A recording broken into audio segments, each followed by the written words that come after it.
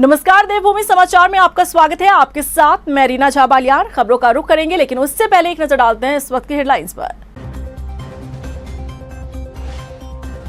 चारधाम यात्रा के दौरान खराब मौसम से निपटना सरकार के लिए चुनौतीपूर्ण। श्रद्धालुओं से सीएम धामी की अपील, मौसम का अपडेट लेकर ही करें यात्रा।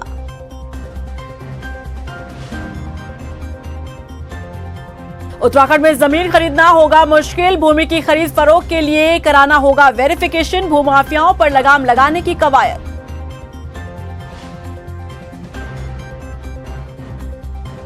बीच सड़क पर मंत्री प्रेमचंद अग्रवाल की दबंगई। सवालों के घेरे में खाकी वर्दी। मामले में सरकार से लेकर संगठन तक ने साधी चुप्पी।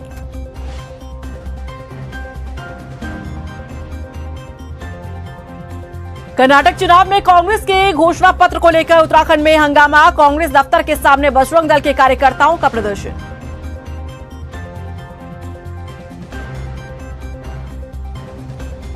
केदारनाथ हेली सेवा के नाम पर हो रही है ठगी। 15 फर्जी वेबसाइट्स को किया गया ब्लॉक। फ्रॉड पोर्टल के झांसे में फंस रहे श्रद्धालु।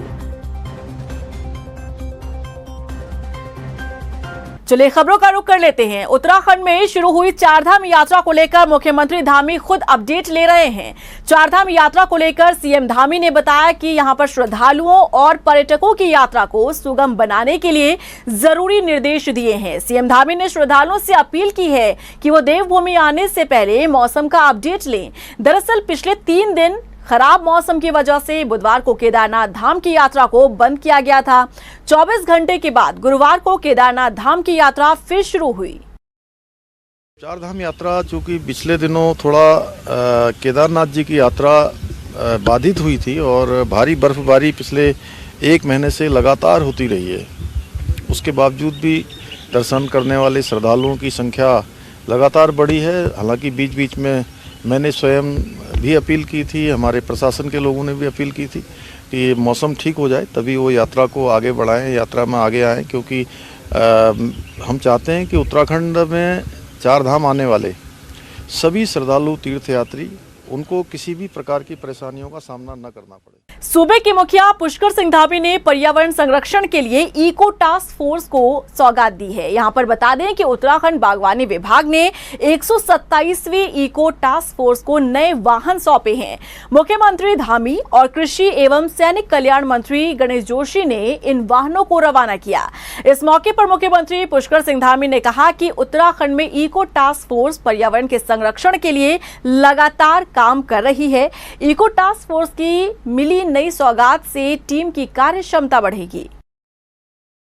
इको टास्क फोर्स पर्यावरण संरक्षण के क्षेत्र में और पौधारोपण के क्षेत्र में, वृक्षारोपण के क्षेत्र में लगातार काम करती है। इससे कहीं ना कहीं पर्यावरण का संरक्षण भी होता है, संवर्धन भी होता है और जो हमारी आबोहवा है उसको और शुद्ध करने में, पर्यावरण को अच्छा बनाने में इको टास्क फोर्स का बहुत बड़ा योगदान है। और आज जिस प्रकार से उनको बोलेरो और मोटरसाइकिल मिल गई हैं, तो उससे निश्चित रूप से उनकी जो क्षमता है वो बढ़ेगी, काम करने की जो तीव्रता है और बढ़ेगी। मैं सभी को बहुत शुभकामनाएं देता हूं कि वो उत्तराखंड राज्य को आगे बढ़ाने में, उत्तराखंड की आबोहवा को, यहाँ के पर्यावरण को संरक्षण में, पौधारोपण के क्षेत्र में लगातार काम करेंगे। अगर आप उत्तराखंड में जमीन खरीदने का प्लान बना रहे हैं तो उससे पहले आप सरकार के नए नियम को जान लीजिए, क्योंकि उत्तराखंड में बाहरी प्रदेशों के लोगों को अब जमीन खरीदने और व्यापार करना इतना आसान नहीं होगा। इसके लिए एक कड़े कानून से गुजरना होगा। आखिर क्या है ये नया कानून, देखिए इस रिपोर्ट में। उत्तराखंड में जमीन खरीदना होगा मुश्किल। अब आसानी से राज्य में नहीं मिलेगी जमीन। भूमाफियाओं के खिलाफ सरकार का एक्शन। जमीन खरीदने के लिए होगा वेरिफिकेशन। उत्तराखंड में अब जमीन खरीदना इतना आसान नहीं रहने वाला है।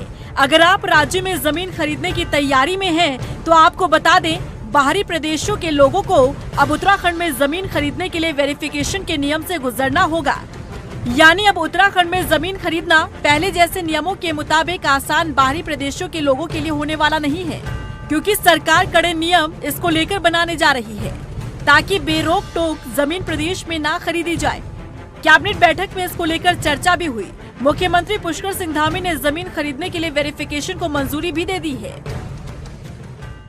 जो ज़मीनें हैं पहले बेरोक-टोक खरीदी जाती थी, उस पर अब जांच होने के बाद, पूरी पृष्ठभूमि जांचे जाने के बाद कि आखिर किस लिए उत्तराखंड में ज़मीन लेना चाहते हैं, किस लिए वो रहना चाहते हैं, किस लिए आना चाहते हैं, उन सभी चीज़ों की जांच होने के बाद ही अब इस पर निर्णय हो पाएगा।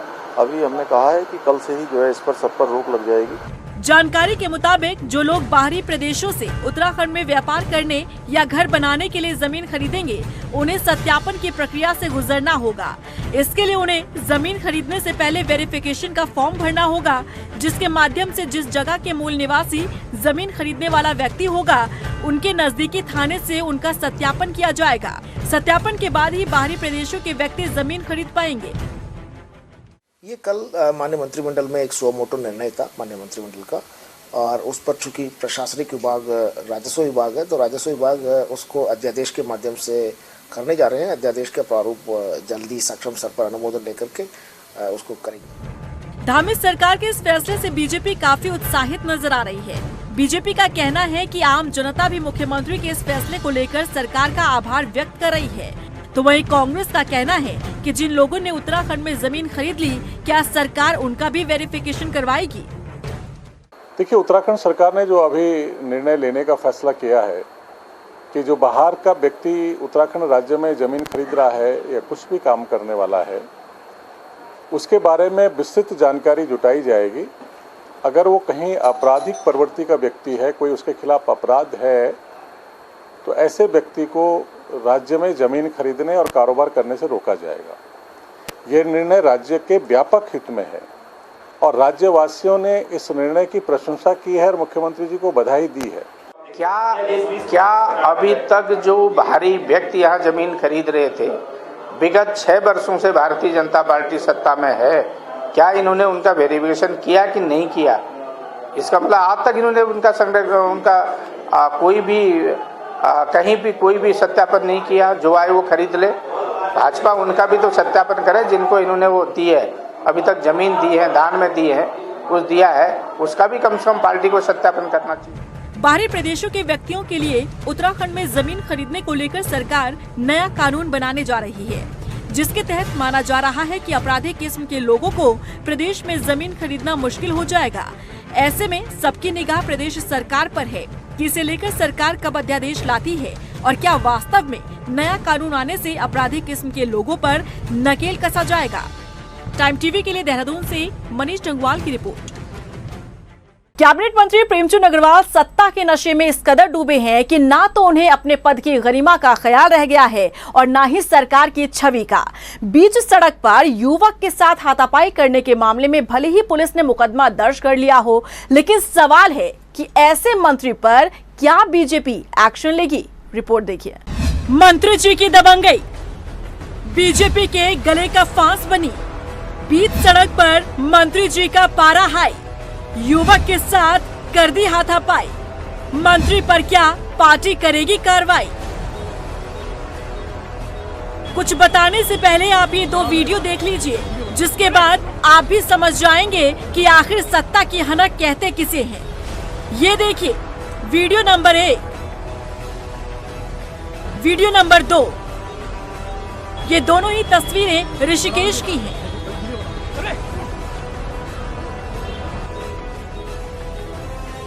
और दोनों ही वीडियो उस वक्त की है जब बीच सड़क पर कैबिनेट मंत्री प्रेमचंद अग्रवाल युवक को एक के बाद एक थप्पड़ जड़ते दिख रहे हैं।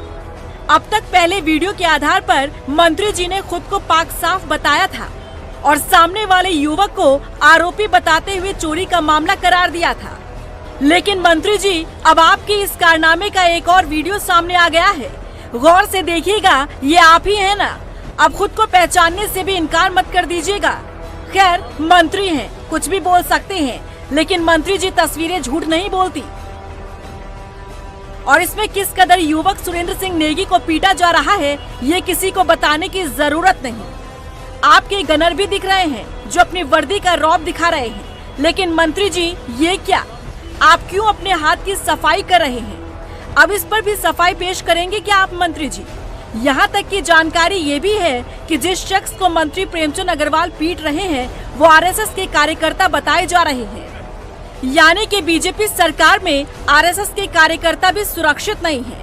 फिर तो आम आदमी की बात ही छोड़ दीजिए। लेकिन इस घटना के सामने आने के बाद सवाल उठता है कि क्या अब इस मामले में बीच सड़क पर गुंडागर्दी करते मंत्री जी पर कार्रवाई होगी? क्योंकि मंत्री के खिलाफ मुकदमा लिखने में तो पुलिस वालों के भी हाथ थरथरा रहे थे, कलम दम तोड़ रही थी और पुलिस के अधिकारी बयानों में उलझाने की कोशिश कर रहे थे। जो मुझे अभी तक की जानकारी मिली है, फुटेज भी अवेलेबल है, उनसे तो यही लग रहा है कि संभवतः दो जो मोटरसाइकिल में लड़के थे उन्होंने कोई बदतमीजी, कोई बदसलूकी मंत्री जी हाथ किया और कुछ हाथापाई हुई। उसके बाद जो भी चीज़ें हुई हैं वो आपस में मारपीट जो भी उनका हुआ है वो है। और इसमें दोनों पक्षों संभवतः बहुत जल्दी जो है FIR कुछ लिखा पड़ी के कुछ चीज़ देंगे जिसमें कि हम लोग जांच करके फिर पर्दा कार्रवाई करेंगे।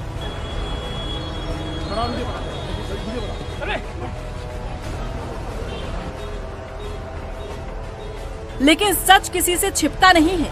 सवाल उठता है कि ऐसे गुस्सैल, ऐसे गुंडई करते मंत्री के खिलाफ आखिर कड़ा एक्शन क्यों नहीं लिया जा रहा?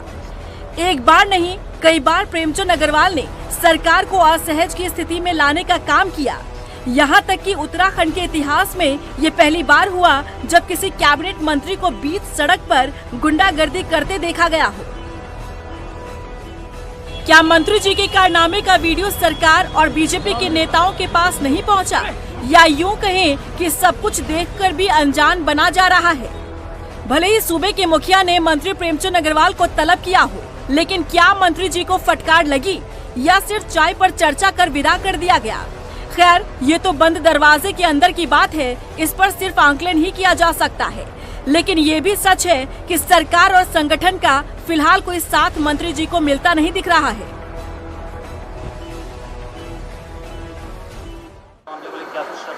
उस पर तो कार्रवाई चल रही है, उस पर पुलिस कार्रवाई कर रही है।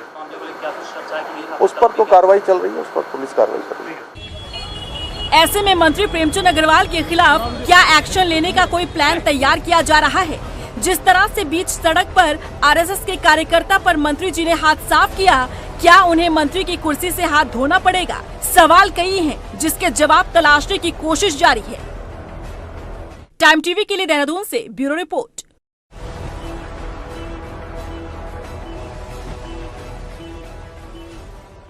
कर्नाटक विधानसभा चुनाव में कांग्रेस ने अपने घोषणा पत्र में बजरंग दल संगठन को बैन करने का वादा किया है, जिससे बजरंग दल कार्यकर्ताओं में कांग्रेस के खिलाफ गुस्सा है। यही कारण है कि देश भर में बजरंग दल के कार्यकर्ता कांग्रेस मुख्यालय पर प्रदर्शन कर रहे हैं। उत्तराखंड में भी कांग्रेस मुख्यालय पर बजरंग दल के कार्यकर्ताओं ने प्रदर्शन किया। प्रदर्शन के दौरान बजरंग दल के कार्यकर्ताओं को कांग्रेस मुख्यालय के बाहर पुलिस ने बैरिकेड्स लगाकर रोकने की कोशिश की। इस दौरान यहां पर बजरंग दल और कांग्रेस कार्यकर्ताओं में झड़प होती नजर आई। बजरंग दल ने कांग्रेस पर आरोप लगाते हुए कहा कि कांग्रेस ने एक राष्ट्रवादी संगठन बजरंग दल की तुलना PFI जैसे आतंकी संगठन से की है, जिसे बजरंग दल किसी कीमत पर बर्दाश्त नहीं करेगा।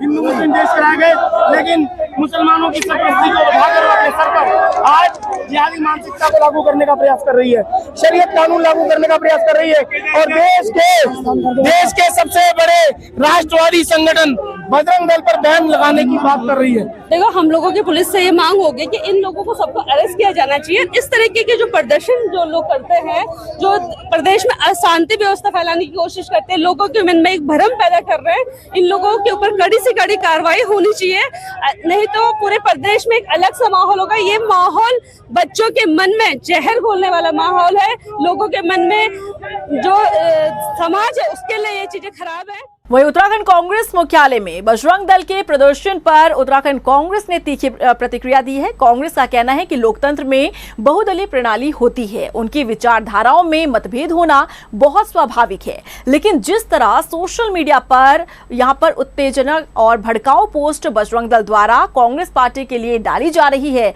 वो कतई बर्दाश्त नहीं की जा सकती। हाल ही में उत्तराखंड के पूर्व मुख्यमंत्री हरीश रावत ने अपनी एक किताब लॉन्च की, मेरा जीवन लक्ष्य उत्तराखंडियत, जो कि चर्चाओं का विषय बनी हुई है। इस किताब में पूर्व मुख्यमंत्री हरीश रावत ने उत्तराखंड को लेकर कई बड़े खुलासे भी किए हैं। देखिए खास रिपोर्ट। पूर्व मुख्यमंत्री हरीश रावत की किताब उत्तराखंडियत चर्चाओं का विषय बनी रही, जिसमें उन्होंने उत्तराखंड की बात की है और इसका टाइटल भी उत्तराखंडियत दिया है। हालांकि इस किताब के नाम को लेकर हरदा पर कई गंभीर आरोप भी लगाए गए, मगर जहां ये किताब लॉन्च होने से पहले टाइटल को लेकर चर्चाओं में थी, तो वहीं अब लॉन्चिंग के बाद ये किताब सियासी मुद्दा बन गई है। और उसकी वजह यह है कि इस किताब में हरदा ने कई बड़े खुलासे किए हैं। किताब में पूर्व मुख्यमंत्री स्वर्गीय एनडी तिवारी से लेकर गोविंद बल्लभ पंत और राज्य के विभाजन का जिक्र किया गया है। और इस जिक्र से यही लग रहा है कि उत्तर प्रदेश के पहले मुख्यमंत्री गोविंद बल्लभ पंत और उत्तराखंड की पहले निर्वाचित सरकार में रहे मुख्यमंत्री एनडी तिवारी उत्तराखंड राज्य के विरोधी थे।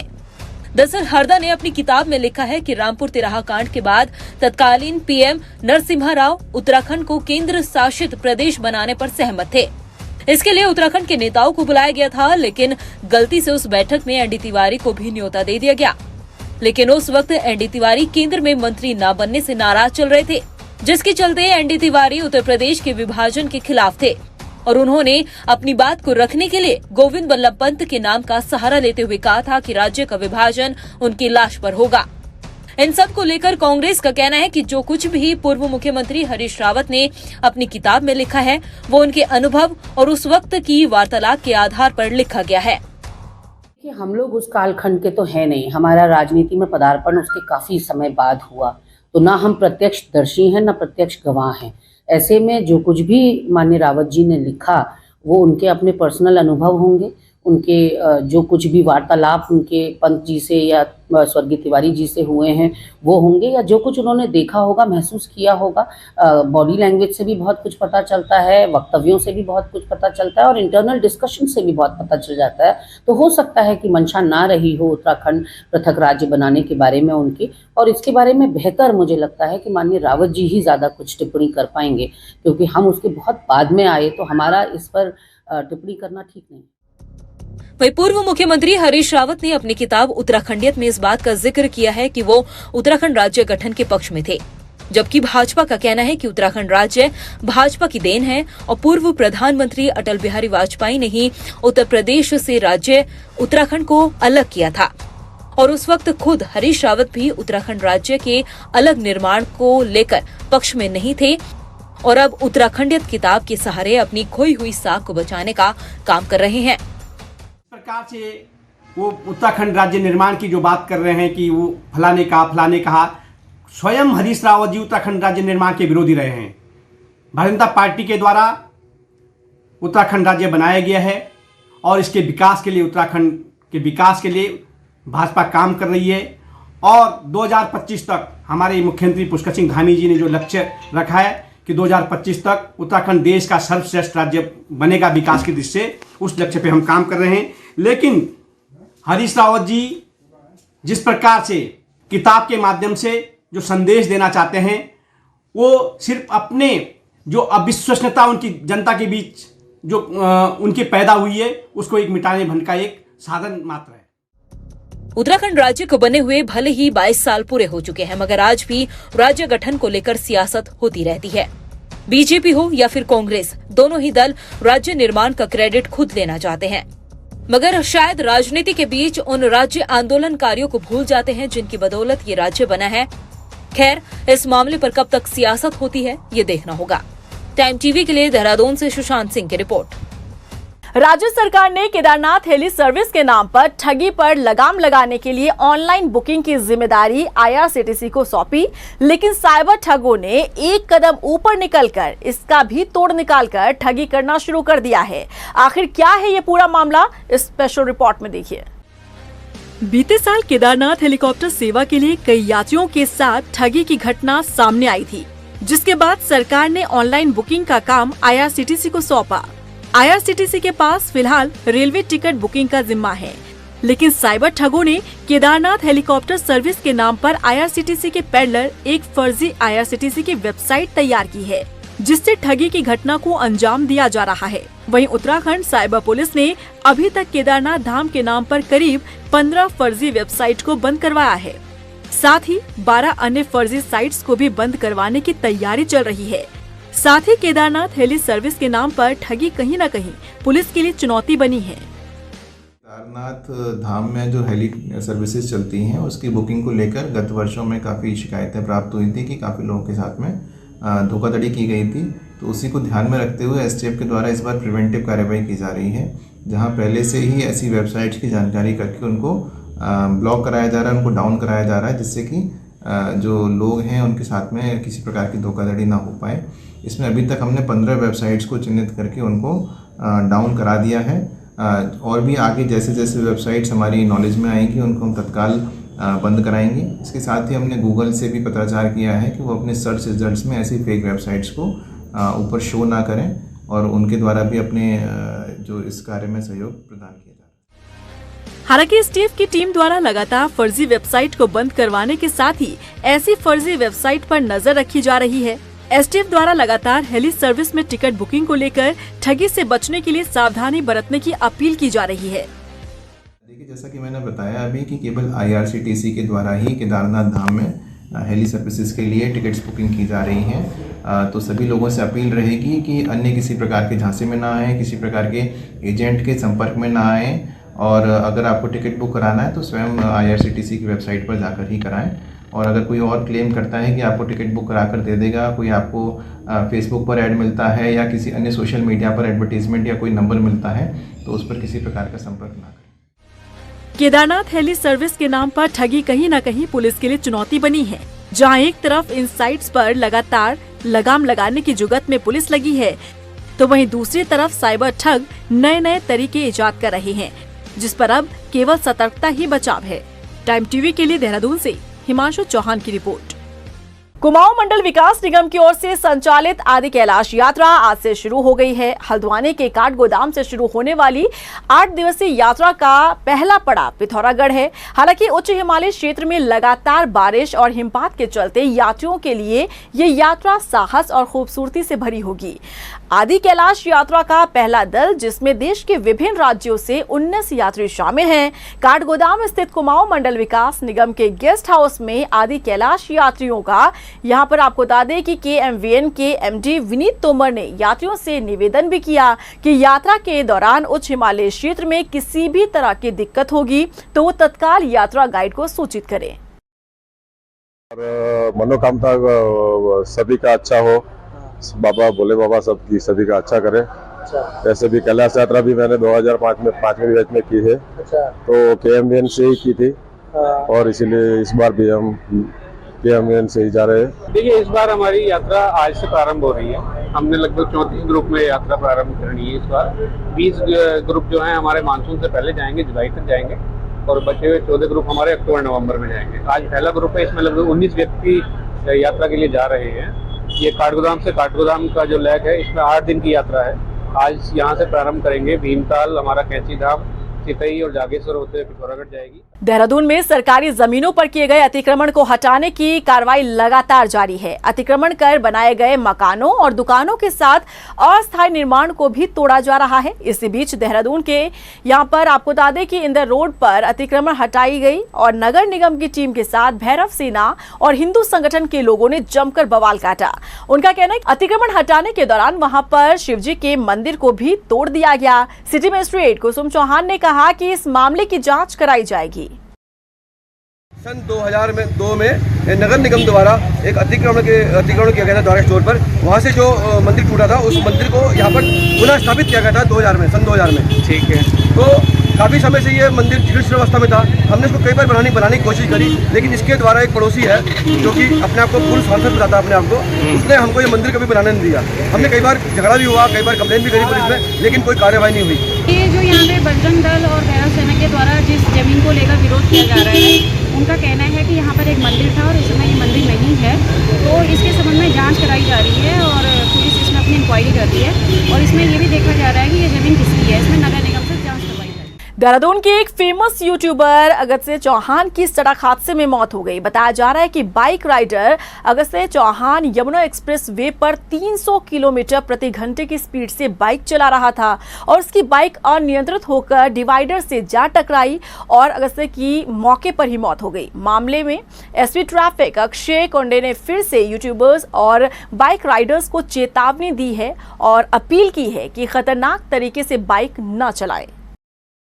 तो मैं आपके माध्यम से यही कहना चाहूँगा कि अपनी सेफ्टी उस पर्टिकुलर बाइकर या यूट्यूबर के लिए ज़रूरी है, पर उससे ज़्यादा कंसर्न हमें जो पेडेस्ट्रियन उस रोड पे चल रहा है या कोई आम नागरिक जो बाइक पे चल रहा है, कोई अगर 200-300 की स्पीड से चलता है तो अगर मैं आईपीसी को कोट करूँ तो 336 जो धारा है हमारी, उसमें वो डेंजरस वेपन बन रहा है और उससे कोई एक्सीडेंट होता है तो वो कहीं ना कहीं एक डेंजरस वेपन से किया हुआ एक्सीडेंट या किया हुआ जो हमला है उस तरीके से हम ट्रीट करते हैं। और चूँकि अब हमारे शहर के एक फेमस यूट्यूबर की इसमें जान भी गई है, तो ये अभियान काउंसलिंग का हो या पेनलाइज करने का हो, हम हमारे स्तर से करेंगे। हल्द्वानी के बनभूलपुरा इलाके में जिला विकास प्राधिकरण ने अवैध निर्माण पर कार्रवाई की है। दरअसल इस जमीन पर आरोपी ने अपने मृतक भाई के फर्जी साइन पर जिला विकास प्राधिकरण से नक्शा पास कराया।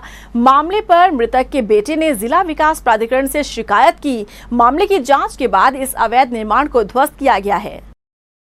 नक्शा रियाज हुसैन ने पास कराया, जिनमें उन्होंने अपने भाई जिनकी 2 साल पहले डेथ हो गई थी, उनके फर्जी हस्ताक्षर करके जो नक्शा पास कराया था, जिसके क्रम में कल सचिव प्राधिकरण ने सुनवाई करते हुए उस नक्शे को निरस्त कर दिया। साथ ही उसमें ध्वस्तीकरण के आदेश पारित किए थे, जिसके क्रम में आज इसको यहाँ पर ध्वस्त किया जा रहा है। नशा तस्करों के खिलाफ उत्तराखंड एसटीएफ की ANTF टीम ने बड़ी कार्रवाई करते हुए एक अंतर्राज्यीय स्मैक तस्कर को रुद्रपुर थाना क्षेत्र से 70 ग्राम स्मैक के साथ गिरफ्तार किया।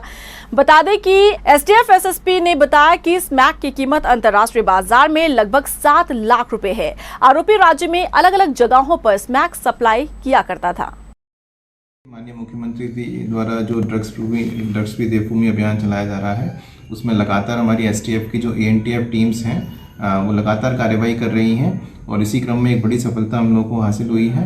इसमें जो ANTF की कुमाऊं टीम है उसके द्वारा एक जो अंतर्राज्यीय ड्रग तस्कर है जिशान अहमद, जो कि रामपुर का रहने वाला है और बरेली, रामपुर आदि क्षेत्रों से उत्तराखंड में उधम सिंह नगर, नैनीताल आदि जनपदों में स्मैक की सप्लाई करता है।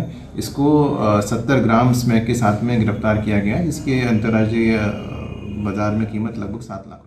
नशे के खिलाफ नैनीताल पुलिस का अभियान लगातार जारी है। हल्द्वानी से एसओजी और पुलिस टीम ने एक स्मैक तस्कर को गिरफ्तार किया है, जो इलेक्ट्रीशियन का काम करता था। पुलिस ने उसके कब्जे से 68 ग्राम स्मैक बरामद की है। पकड़ा गया तस्कर बरेली जिले के बहेड़ी का रहने वाला है, जो लंबे समय से यूपी से स्मैक लाकर पहाड़ों में सप्लाई करता था। एसओजी और हल्द्वानी पुलिस की संयुक्त टीम ने 68 ग्राम स्मैक बरामद करी है। हसीब नामक व्यक्ति है, जो कि बहेड़ी तहसील के मानपुर गांव का है, जनपद बरेली का। यहीं पे रह के पुरानी धान मिल रोड में LED असेंबली का काम करता है। गुड्डू, इसके गांव का गुड्डू नामक व्यक्ति है, उसने इसको बताया कि कम मेहनत में ज़्यादा पैसा कमाया जा सकता है, तो उसी के आइडिया पे रह के गुड्डू से ही एक स्मैक लेके आया है, जो कल ये वितरित नहीं कर पाया। अब इसमें हम लोग देखेंगे कि गुड्डू कहाँ से लेके आ रहा है, गुड्डू कौन है, गुड्डू खुद बना रहा है। वहीं रुड़की के ढंडेरी गांव में मगरमच्छ मिलने से हड़कंप मच गया। ग्रामीणों ने मगरमच्छ मिलने की जानकारी वन विभाग को दी। मौके पर पहुंची टीम ने कड़ी मशक्कत के बाद मगरमच्छ का रेस्क्यू किया और उसे सुरक्षित जगह पर छोड़ दिया। और इसी के साथ फिलहाल इस बुलेटिन में बस इतना ही, लेकिन चलते चलते एक नजर डालते हैं इस वक्त की सुर्खियों पर। चारधाम यात्रा के दौरान खराब मौसम से निपटना सरकार के लिए चुनौतीपूर्ण। श्रद्धालुओं से सीएम धामी की अपील, मौसम का अपडेट लेकर ही करें यात्रा।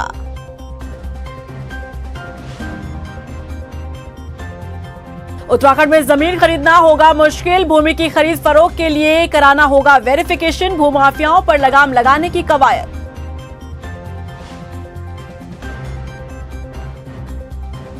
बीच सड़क पर मंत्री प्रेमचंद अग्रवाल की दबंगई। सवालों के घेरे में खाकी वर्दी। मामले में सरकार से लेकर संगठन तक ने साधी चुप्पी।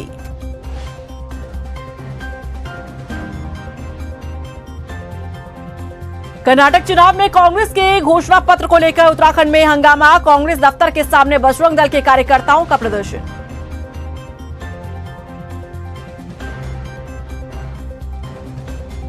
केदारनाथ हेली सेवा के नाम पर हो रही है ठगी। 15 फर्जी वेबसाइट्स को किया गया ब्लॉक। फ्रॉड पोर्टल के झांसे में फंस रहे श्रद्धालु।